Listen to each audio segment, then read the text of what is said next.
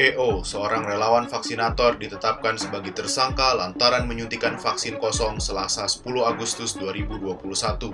Kejahatan yang dilakukan EO Jumat 6 Agustus 2021 saat kegiatan vaksinasi di salah satu sekolah swasta di Pluit, Jakarta Utara ini sempat viral di media sosial. Kepala Bidang Humas Polda Metro Jaya, Kombes Yusri Yunus, dalam keterangan pers menyatakan bahwa suntikan tersebut benar kosong. Siswa yang menjadi korban EO telah divaksin ulang. Kemudian dicek dan memang diakui itu tidak ada isinya, sehingga dilakukan vaksinasi kembali terhadap saudara BLP ini. Salah satu perawat tenaga kesehatan, kami masih mendalami dan sudah masuk dalam tahap penyidikan.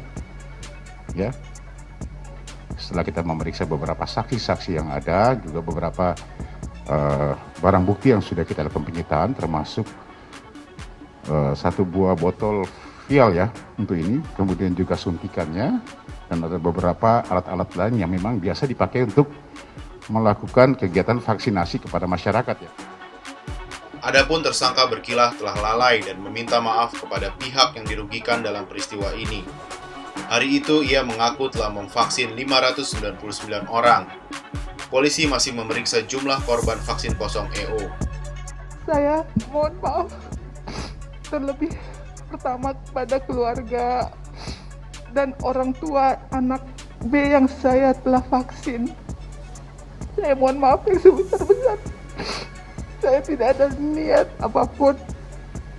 Saya murni hanya ingin membantu menjadi relawan untuk memberikan vaksin. Saya juga minta maaf kepada seluruh masyarakat Indonesia yang telah diresahkan oleh kejadian ini. Saya akan mengikuti segala proses yang akan saya jalani ke depannya. Saya mohon maaf. Hari itu saya vaksin 599 orang. Ini bukan kali pertama kasus vaksin kosong terjadi di Indonesia. Kasus serupa juga pernah terjadi pada Juli lalu di Karawang, Jawa Barat. Saat itu, vaksinator tidak menginjeksi cairan vaksin ke dalam tubuh penerima. Tak hanya terjadi di Indonesia, beberapa kasus terkait vaksinasi COVID juga merebak di beberapa negara di dunia. Di Malaysia dan Brazil, sebuah video berisi rekaman tenaga kesehatan menyuntikan vaksin kosong juga beredar di media sosial.